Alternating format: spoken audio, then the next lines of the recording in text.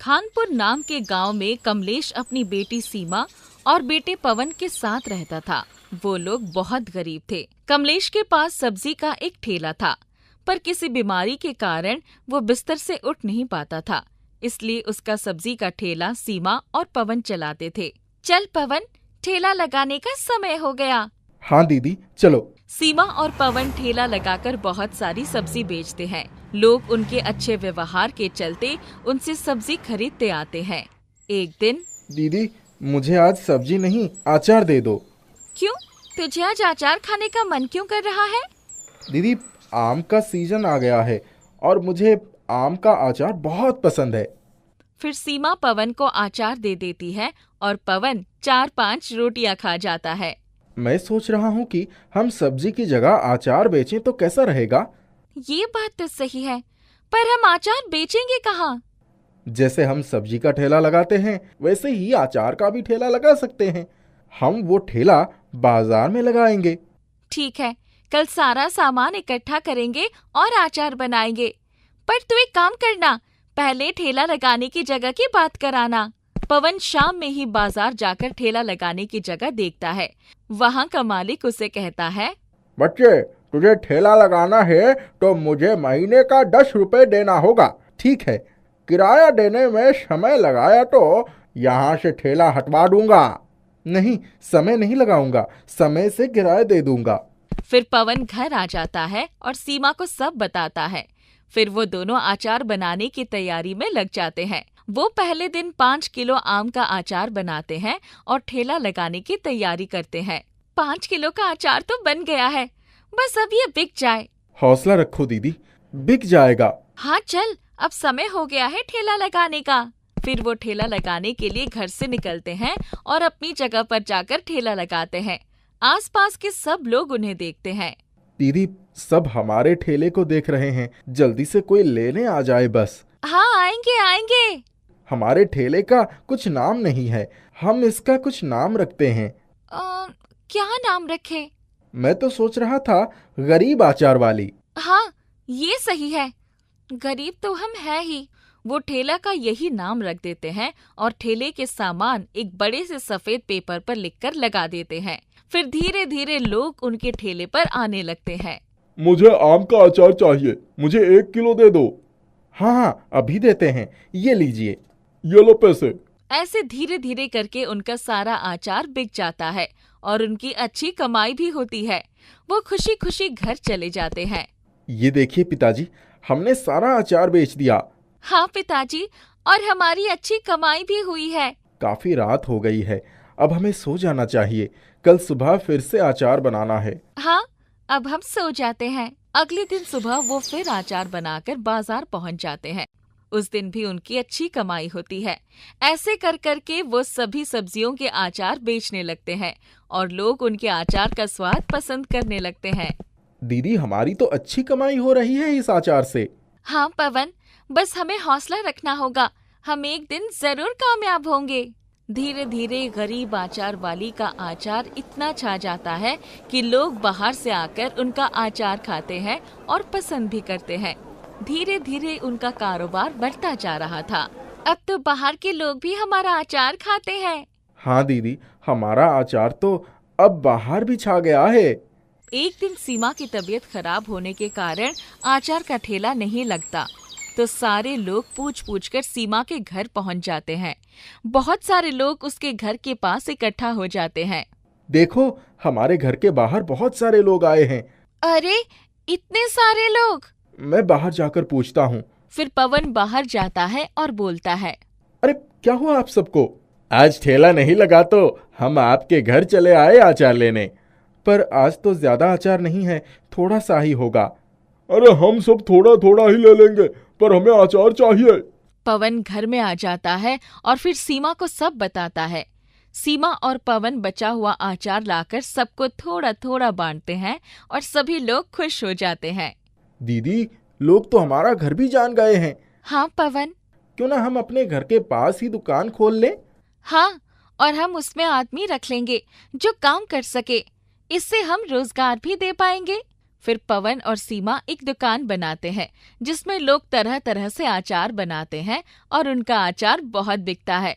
फिर वो ठेले पे भी अचार लगाने के लिए आदमी रख लेते हैं और उनका अचार बहुत सारी दुकान में भी जाता है।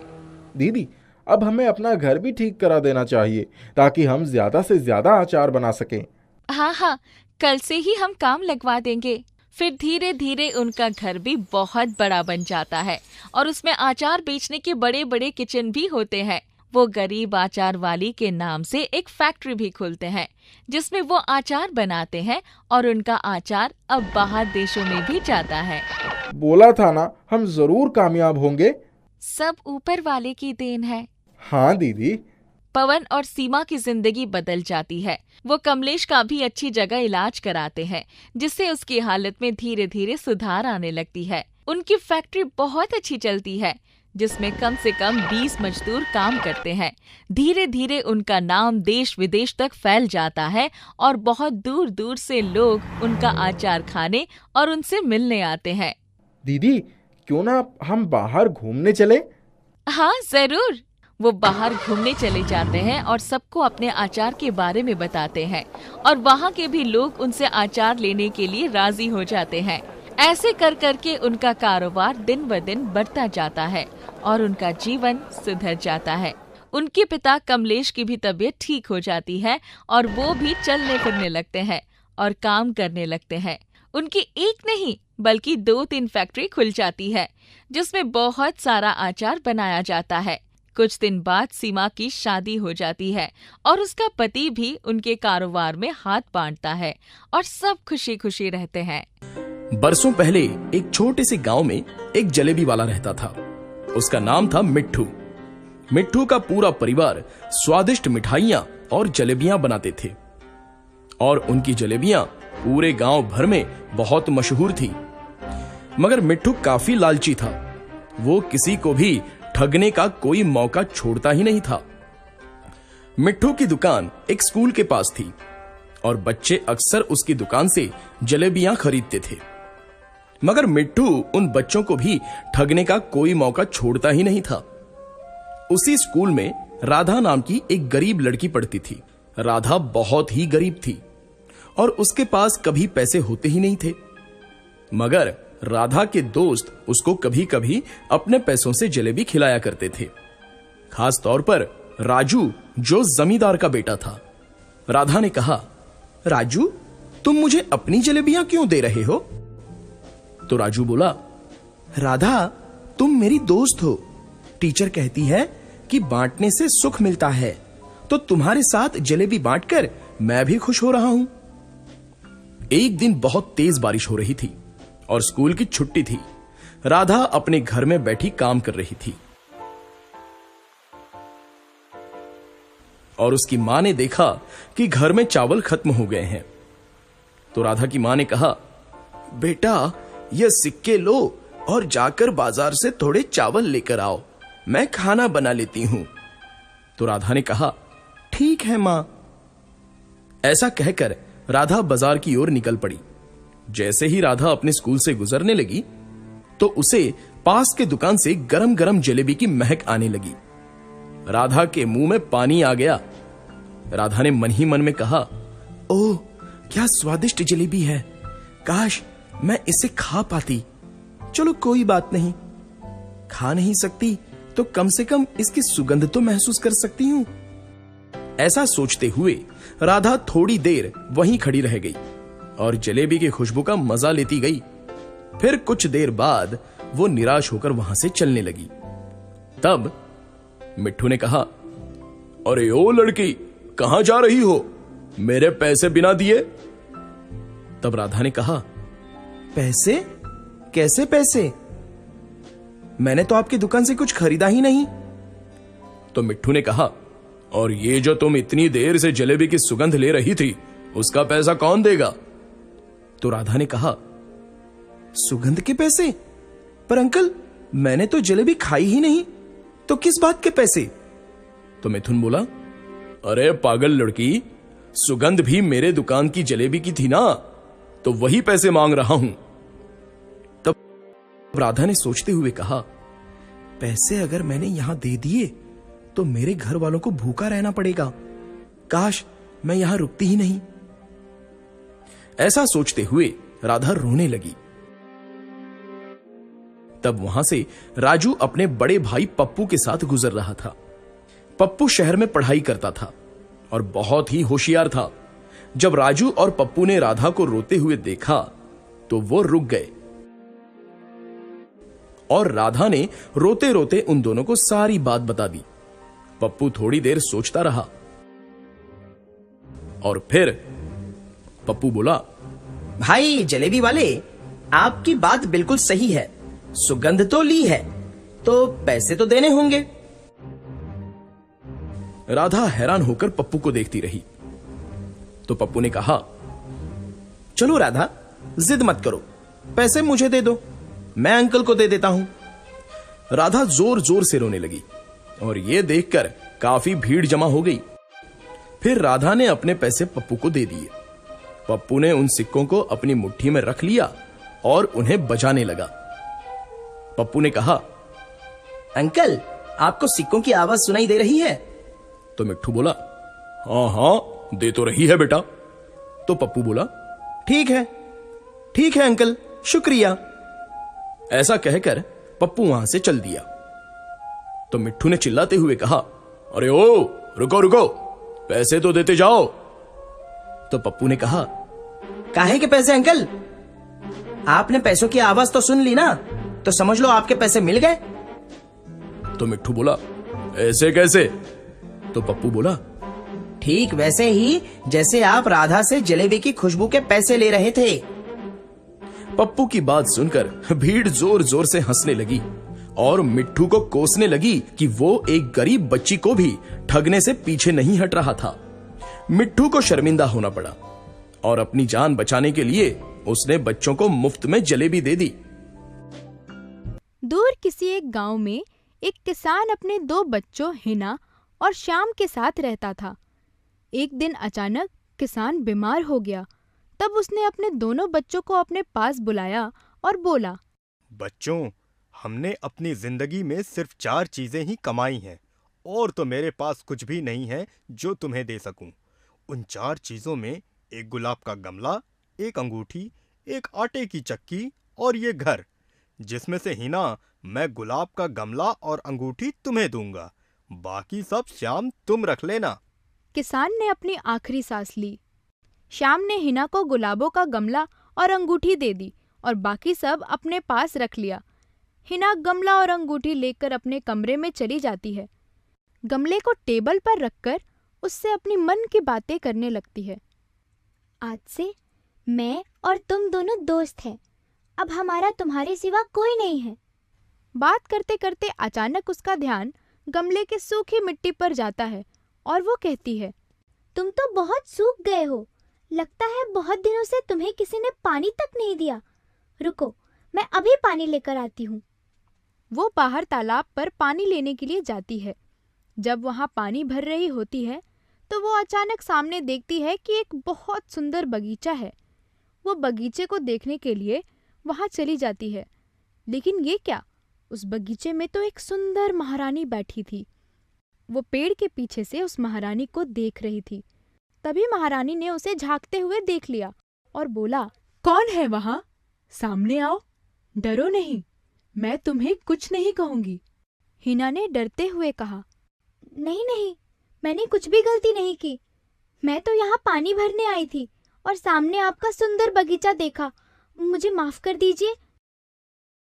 नहीं नहीं, तुमने कोई गलती नहीं की है, डरो नहीं, आओ हमारे पास आओ। हिना महारानी के पास जाती है। नाम क्या है तुम्हारा? क्या करती हो तुम? कहाँ रहती हो? क्या तुमने खाना खाया? मैं महारानी हूँ, यही पास में रहती हूँ। बैठो, कुछ खा लो हमारे साथ। वो जाती है और महारानी के साथ में खाने लगती है और मन ही मन सोचती है कि कितना लजीज खाना है। ऐसा खाना तो उसने पहले कभी भी नहीं खाया था। महारानी, आपका बहुत बहुत धन्यवाद। ऐसा खाना मैंने कभी नहीं खाया, पर मैं इसके बदले में आपको क्या दे सकती हूँ? मेरे पास एक गुलाबों के गमले के सिवा कुछ भी नहीं है और जो मुझे बहुत ही प्यारी है, पर मैं उसे उपहार में आपको दूंगी जरूर। मैं अभी लेकर आती हूँ। वो पानी लेकर अपने घर जाती है और घर जाकर क्या देखती है कि उसके कमरे में गुलाबों के पौधे की जगह एक अलग ही पौधा रखा हुआ है जो कि बहुत ही मुरझाया हुआ है। ये देख वो परेशान हो जाती है। मेरे गुलाब का पौधा कहाँ गया? किसी ने चुरा लिया। वो अपने भाई के पास जाती है और उससे भी पूछती भैया, तुमने मेरे गुलाब का पौधा देखा क्या? लगता है किसी ने चुरा लिया। नहीं तो, मैंने नहीं देखा, तुमने ही कहीं रख दिया होगा। परेशान होकर वो उसी पौधे में पानी डालने लगती है। तभी पौधे से आवाज आती है, रुको, मेरी बात सुनो। तुम मुझे बाहर के बगीचे में लगा दो और शाम के कमरे में जाओ। वहाँ चौकी के नीचे तुम्हें वही गुलाबों का पौधा मिलेगा जिसको तुम्हारे भाई शाम ने चुराकर वहाँ रख दिया है, और उसकी जगह उसने मुझे यहाँ रख दिया है। वो बहुत खुश हो जाती है और वो खुशी खुशी इस पौधे को लेकर बगीचे में लगा देती है। उसके बाद वो शाम के कमरे में जाती है और चौकी के नीचे झांकती है तो उसे अपना प्यारा गुलाब का पौधा दिखाई देता है। वो उसे वहां से निकालती है और अपने कमरे में लेकर जाती है। उसे पानी डालते हुए कहती है, मैंने तुम्हारे लिए एक बहुत अच्छी जगह ढूंढ ली है। तुम बहुत ही खुश रहोगे वहाँ। बहुत बड़ा घर है, महलों की रानी, बड़ा बगीचा, और तुम्हें रोज देखने आऊंगी मैं वहाँ। यहाँ क्या है? यहाँ तो छोटा सा घर है और मैं तुम्हें खुश भी नहीं रख सकती, इसलिए मैं तुम्हें उस महारानी को दे देती हूँ। वो गुलाबों का गमला लेकर महारानी के पास जाती है और महारानी से कहती है, महारानी जी, मैं आपके लिए गुलाबों का पौधा लेकर आई हूँ। ये बहुत ही खूबसूरत है। ये मेरी जान से भी ज्यादा मुझे प्यारा है।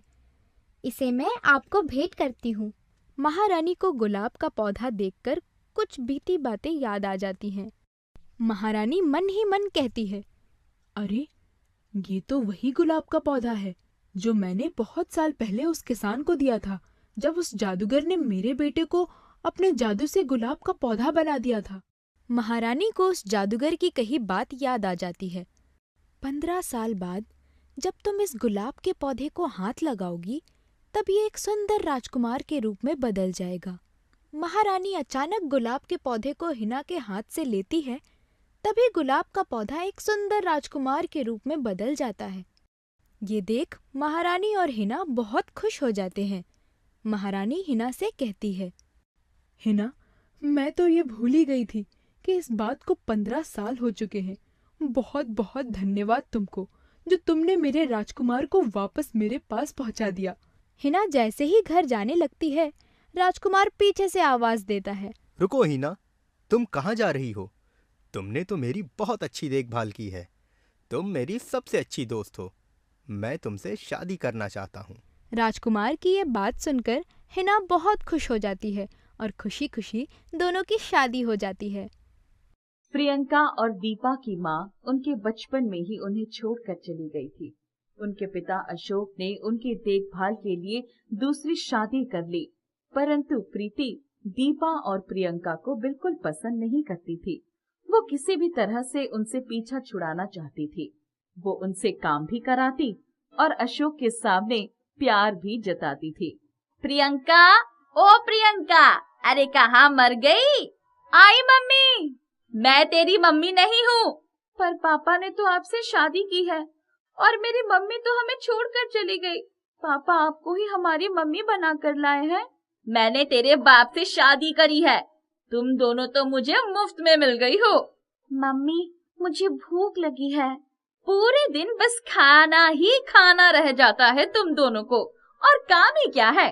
सुबह का बनाकर निपटा दो तो दोपहर को भूख लग जाती है, दोपहर का बनाकर निपटा दो शाम को भूख लग जाती है। मैं तो बस यहाँ तुम दोनों का खाना बनाने ही आई हूँ ना। इतने में अशोक बाहर से आ जाता है। जैसे ही अशोक घर में दाखिल होता है तो प्रीति के तेवर बदल जाते हैं और वो दीपा और प्रियंका को ऐसे प्यार जताती है जैसे कि उससे अच्छा तो कोई ही नहीं। देखो ना अशोक, मैं कब से दीपा को खाना खिलाने की कोशिश कर रही हूँ, पर दीपा है कि खाना खाती ही नहीं। कितनी दुबली हो गई है। अगर ये खाना नहीं खाएगी और ज्यादा दुबली हो जाएगी और दुनिया मुझको कहेगी कि सौतेली माँ ने बच्चों को खाना नहीं दिया। प्रीति, तुम इनकी सगी माँ ना होकर भी दोनों बच्चों का कितना ध्यान रखती हो। दुनिया चाहे मुझे सौतेली समझे, पर मैंने तो इन बच्चों को अपना माना है ना।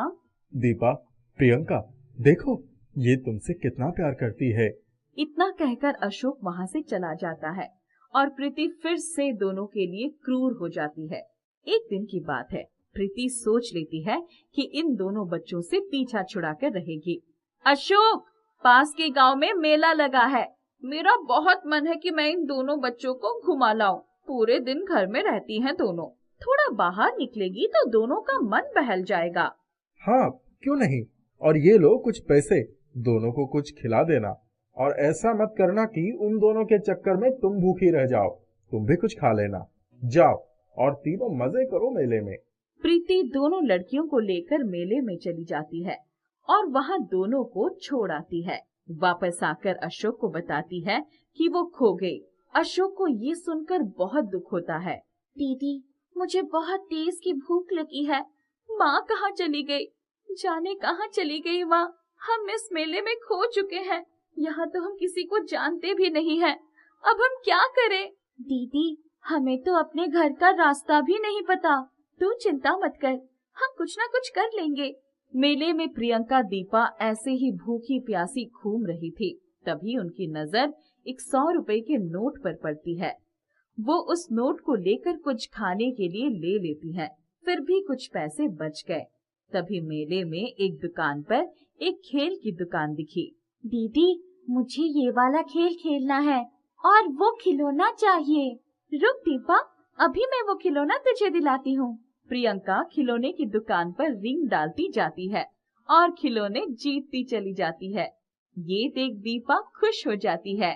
दीदी, आपने तो मुझे इतने सारे खिलौने दिला दिए। मैंने कभी इतने सारे खिलौने जिंदगी में नहीं देखे थे।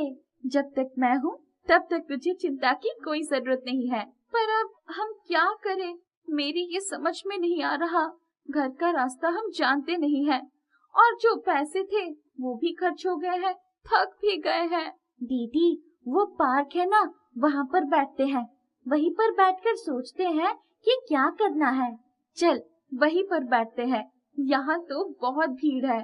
प्रियंका और दीपा उस पार्क में बेंच पर बैठ जाते हैं, जहाँ पर कुछ लड़के क्रिकेट खेल रहे होते हैं। उन्हें देखकर प्रियंका का भी मन करता है कि वो भी क्रिकेट खेले और एक लड़के से वो खेलने के लिए पूछती है। मुझे भी क्रिकेट खेलना है, मुझको अपनी टीम में शामिल कर लो ना। तुम और क्रिकेट खेलोगी?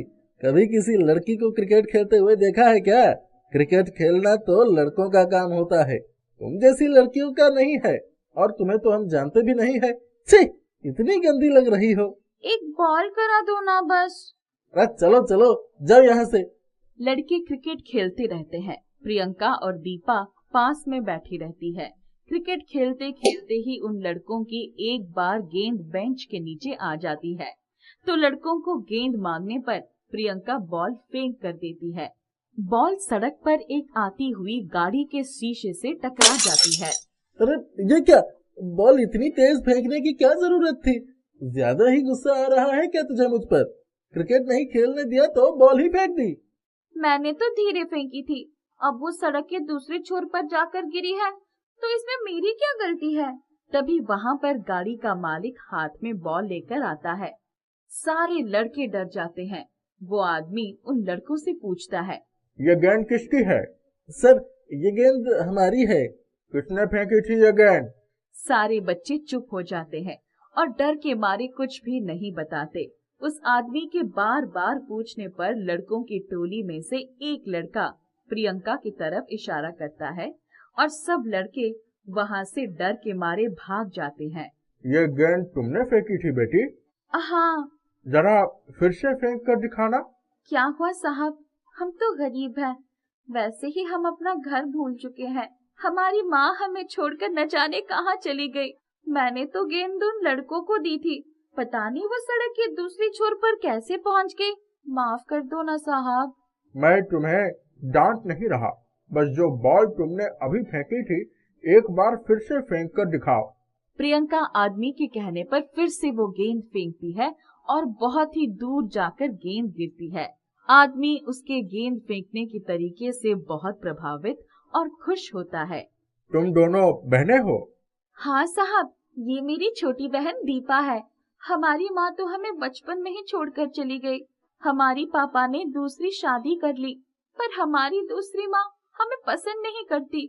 शायद इसलिए वो हमें इस मेले में छोड़कर चली गई। अब तुम चिंता मत करो, तुम दोनों मेरे साथ चलो। मैं तुम्हें पढ़ाऊंगा और तुम्हें क्रिकेट टीम में शामिल कराऊंगा।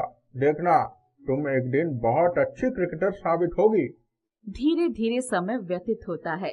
प्रियंका और दीपा अच्छी परवरिश और अच्छे कोच की वजह से बहुत प्रसिद्ध क्रिकेटर बन जाती हैं। एक बार जब वो टीवी पर आ रही होती है तो अशोक उनको पहचान जाता है। अरे, ये तो मेरी ही बेटी है। ये तो मेले में खो गई थी, पर अच्छा है आज ये कहां से कहां पहुंच गई। पर मैं इनको नहीं लेने जाऊंगा क्योंकि इनकी बहुत अच्छी परवरिश वहां हो रही है। यहाँ तो मेरी बीवी प्रीति हमको जीने भी नहीं देती। आज मेरी अनाथ बच्चियां अपने बलबूते पर एक अच्छे मुकाम पर पहुंच गई हैं। मुझे उन पर गर्व है। बहुत साल पहले की बात है। सुकन्या नाम की एक अध्यापिका को एक दूर दराज गांव की कन्या पाठशाला में पढ़ाने की नौकरी मिल गई। 2 कमरों की पाठशाला थी। 3 कक्षाएं अंदर चलती थी और बाकी की 2 कक्षाएं पाठशाला के प्रांगण में चलती थी।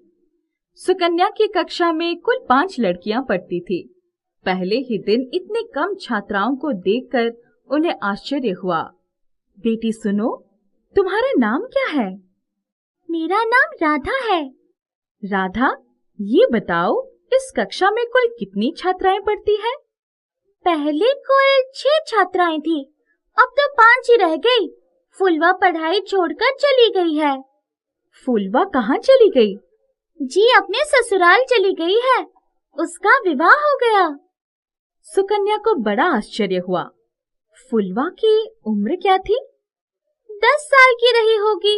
विवाह के पहले विवाह के नाम पर बहुत खुश रहती थी, लेकिन बाद में जब मायके आई तो माँ से रो रो कर कहती थी, अब नहीं जाऊंगी।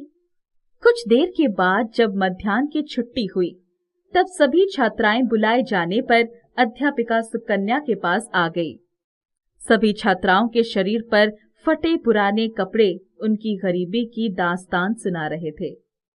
सुकन्या का ध्यान उनके पैरों पर गया तो आश्चर्य में पड़ गई। किसी के पैर में चप्पल या सैंडल नहीं थी। तुम लोग चप्पल सैंडल नहीं पहनती? हमने चप्पल कभी नहीं पहनी है। फूलवा को लाल रंग की सैंडल मिली थी जब वो विदा होकर ससुराल जा रही थी। तुम्हें कपड़े कौन सिलवाता है? हमारे बाबू। बड़ी दीदी को सिलवाया था, उसके बाद छोटी दीदी ने पहना। इस साल मैं पहन रही हूँ। ठीक है, तुम लोग जाओ। 5 छात्राएं चली गई, लेकिन सुकन्या अपनी कुर्सी पर ही सोचते हुए बैठी रही। गरीबी का ऐसा आलम भी हो सकता है। बिना चप्पल और सैंडल के ये गरीब बच्चियां अपना जीवन बिता रही हैं। पाठशाला में पढ़ते पढ़ते ही अचानक विवाह हो जाता है। सुकन्या के मन में बड़ा अफसोस हो रहा था। उन पर दया भी आ रही थी। दूसरे दिन राधा देरी से पाठशाला में आई। वो ठीक से चल नहीं पा रही थी। क्या हुआ राधा, तुम ठीक से चल नहीं पा रही हो? जी पैर में कांच का टुकड़ा लग गया। टुकड़ा निकाल दिया, लेकिन दर्द हो रहा है। बाबू ने हल्दी लगा दी थी, कह रहे थे ठीक हो जाएगा।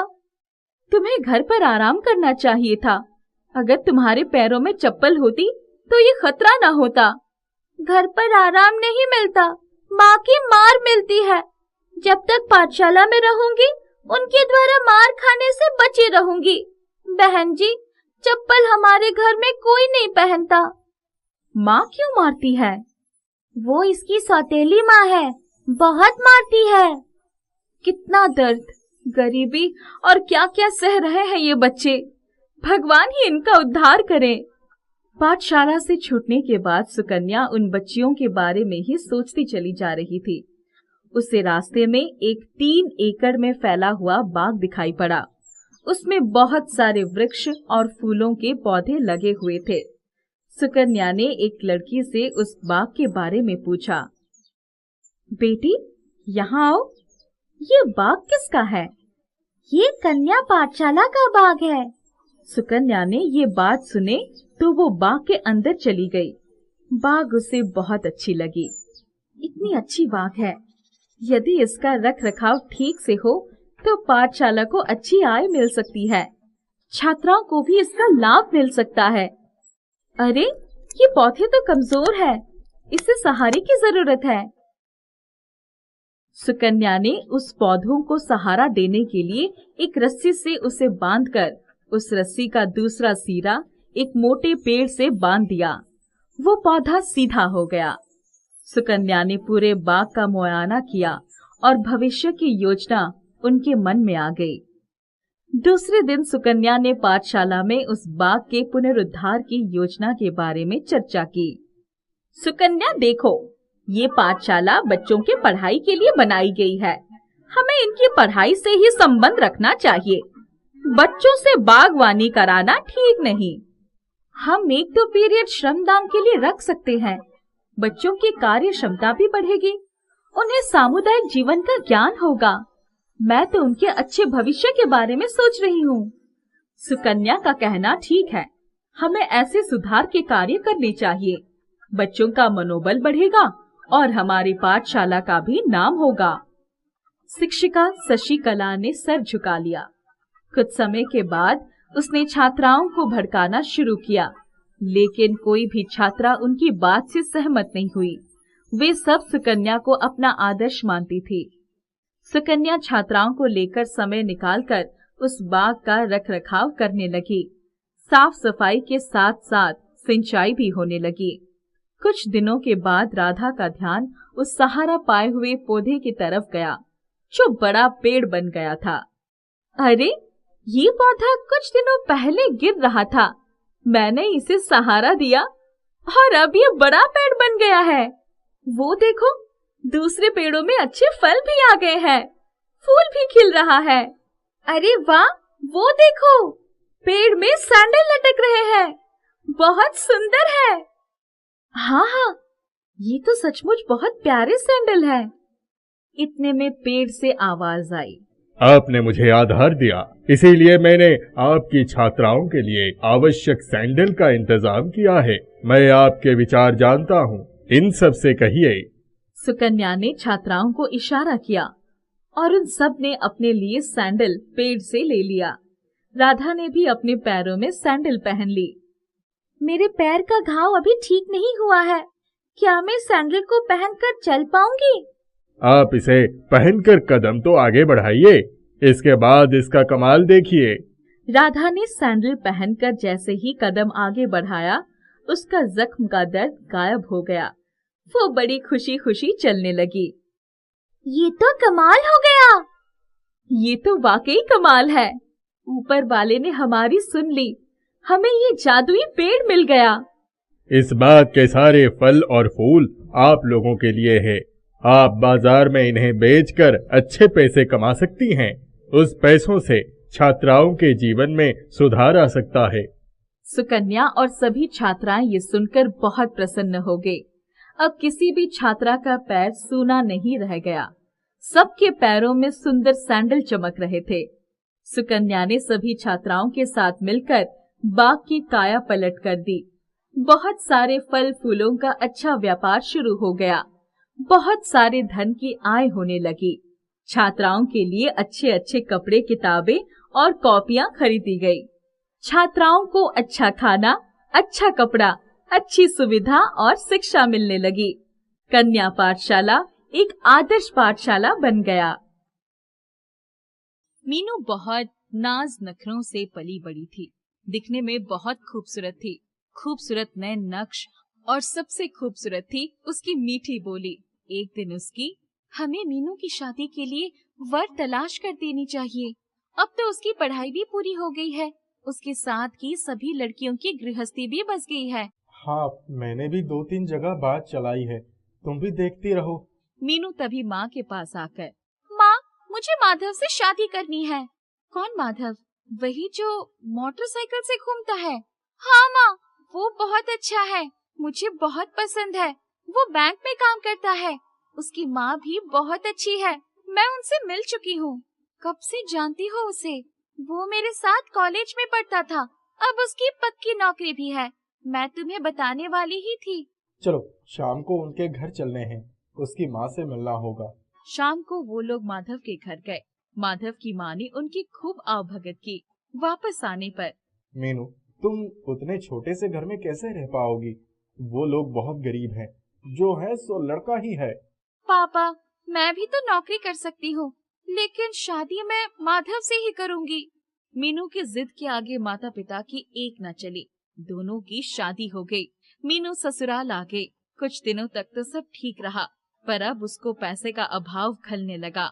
बैंक की बंधी बंधाई तनख्वाह कब खत्म हो जाती पता ही नहीं चलता। मीनू परेशान रहने लगी। एक दिन, मीनू, कल संडे है, मेरा एक मित्र अरुण खाने पर आएगा। उसकी पत्नी मायके गई हुई है, इसीलिए मैंने उसे बुला लिया। क्या खिलाओगी? छोले भटूरे बना लूंगी। तुम्हें भी तो मेरे हाथ के छोले भटूरे पसंद है ना? हाँ, वो भी बंदा क्या याद रखेगा। दूसरे दिन मीनू सुबह से ही घर की साज सज्जा और खाना बनाने में लगी थी। तभी, मीनू, अब काम छोड़कर अपना हुलिया ठीक कर लो, अरुण आता ही होगा। जी माँ जी। वो झट से तैयार होने चली गई। अरुण ने जब छोले भटूरे खाए तो उसे बहुत पसंद आए। वाह भाभी, आपके हाथ में तो जादू है। क्या भटूरे बनाए हैं, ऐसे भटूरे तो रेस्टोरेंट में भी नहीं मिलेंगे। अरे यार, क्यों चने के झाड़ पर चढ़ा रहा है? अरे मैं सच कह रहा हूँ, तू घर का बना खाना खाता है ना? पहले तेरी माँ बढ़िया खाना बनाती थी, अब बीवी भी अच्छी खाना बनाती है। मुझसे पूछ, मेरी बीवी तो रसोई से दूर भागती है, इसीलिए मुझे यहाँ के सभी रेस्टोरेंट के स्वाद का पता है। मीनू बहुत खुश थी। अरुण के जाने के बाद, माधव, क्यों ना हम भी अपनी एक छोले भटूरे की छोटी सी दुकान खोल लें? मैंने अरुण को बोला था कि चने के झाड़ पर मत चढ़ा, अब उसका फल तो मुझे ही भुगतना पड़ रहा है। तुम्हें तो मेरी हर बात मजाक ही लगती है। अरे नहीं, मैं मजाक नहीं कर रहा हूँ। अभी हमारी शादी को 1 साल ही हुए हैं। तुम्हारे घर वाले सोचेंगे कि मैं ठीक से तुम्हारी देखभाल नहीं कर सकता। माधव, मेरे पापा खुद एक बिजनेसमैन है, वो कभी ऐसा नहीं सोचेंगे। बात तो आई गई हो गई। अपनी खूबसूरत बीवी को घुमाने फिराने के लिए और उसके साज श्रृंगार के लिए पैसे ही नहीं बचते थे। मीनू कभी कोई डिमांड नहीं करती थी, पर माधव को अधिक से अधिक पैसा कमाने की चाहत थी। एक दिन, सर, आपके लिए मैं कुछ लाया हूँ, प्लीज मेरा होम लोन जल्दी पास करवा दीजिए। आप बाहर चलिए, मैं आता हूँ। वो व्यक्ति बाहर गया तो उसने माधव को एक थैली पकड़ा दी। माधव ने थैली तुरंत उसके हाथ में वापस कर दी। उसकी हिम्मत देखकर उसके हाथ कांपने लगे। वो पशुपेश में पड़ गया कि क्या करे। जब घर पहुंचा तो, क्या बात है, बहुत परेशान लग रहे हो? कुछ नहीं, बैंक की टेंशन है। दूसरे ही दिन वो जैसे ही बैंक पहुंचा, उसके बॉस ने उसे बुलाया। मिस्टर माधव, ये लीजिए अपना सस्पेंशन ऑर्डर, और जब तक इंक्वायरी होगी आप वो बैंक आने की जरूरत नहीं है। क्लाइंट ने आपके खिलाफ शिकायत दर्ज की है। सर, वो तो खुद ही मुझे बुलाकर ले गया था, मुझे फंसाया गया है। बॉस ने उसकी एक न सुनी। उसके तो होश उड़ गए। क्या मुंह दिखाऊंगा घर वालों को और रिश्तेदारों को। वो घर आकर चुपचाप लेट गया। आज इतने जल्दी कैसे आ गए? मीनू, तुम कह रही थी ना कि हम अपनी एक दुकान खोल लेते हैं, वो समय आ गया है। चलो मेरे साथ चलो। पर हमारे पास इतने पैसे कहाँ से आएंगे? पहले हम किराए पर जगह लेंगे, फिर अपनी दुकान खोलेंगे।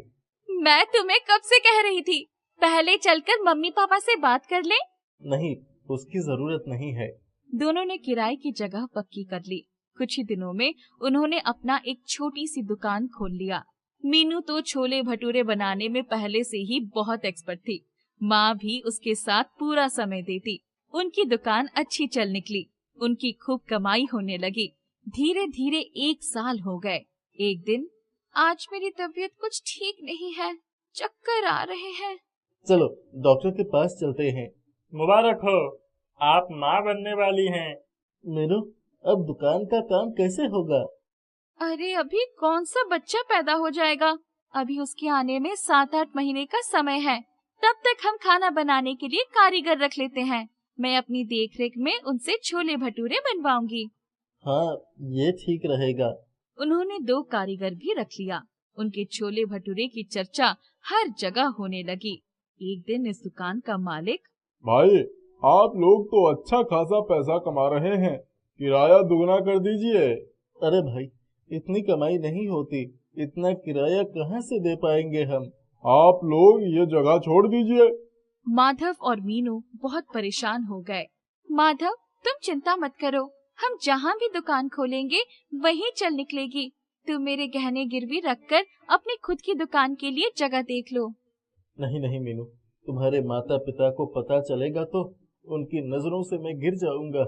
मैं उनको बताने थोड़ी जा रही हूँ, अपने पास कुछ बचत भी तो है। जब हमारी कमाई होने लगेगी तो सबसे पहले गहने ही छुड़वाएंगे। माधव ने उसके कुछ गहने रखकर बाकी गहने गिरवी रख दिए और घर के नजदीक ही एक दुकान खरीद ली। कुछ ही दिनों में उनकी दुकान पर खूब भीड़ होने लगी, खूब आमदनी होने लगा। तभी एक दिन बैंक से फोन आया। माधव, आपकी इंक्वायरी में आप निर्दोष साबित हुए हैं। आपकी नौकरी फिर से बहाल हो गई है। आपको पिछले 2 सालों का एरियर भी मिलेगा। आप सोमवार से ज्वाइन कर लीजिए। इतना सुनते ही माधव की आंखों में खुशी के आंसू आ गए। हमेशा ईमानदारी की जीत होती है माधव। अब मुझे दुकान पर जाने की हिम्मत नहीं रह गई है। तुम 1-2 आदमी और रख लो। तुम चिंता मत करो, हमारा बच्चा बहुत भाग्यशाली है। देखो ना, अभी वो आया भी नहीं है और मेरी बहाली का संदेश आ गया। मेरे ऊपर लगा दोष भी दूर हो गया। उन्होंने 2 आदमी और रख लिए। माधव दिन भर बैंक में रहता, शाम को दुकान संभालता। उसकी माँ भी दुकान पर ही रहती। मीनू का बेटा होने के बाद उन्होंने बहुत बड़ी दावत रखी। मीनू के सारे गहने भी उसने छुड़ा लिए थे। मीनू सजी धजी बेटे को गोद में लेकर बैठी थी। हमारी बहू बहुत ही समझदार और हिम्मत वाली है। उसकी सूझबूझ से ही आज हम इतने बड़े कारोबार के मालिक हैं। उसने छोले भटूरे बेचकर हमारी गरीबी दूर ही कर दी। मीनू और माधव एक दूसरे को देखकर मुस्कुरा उठे। उनका जीवन खुशियों से भर गया।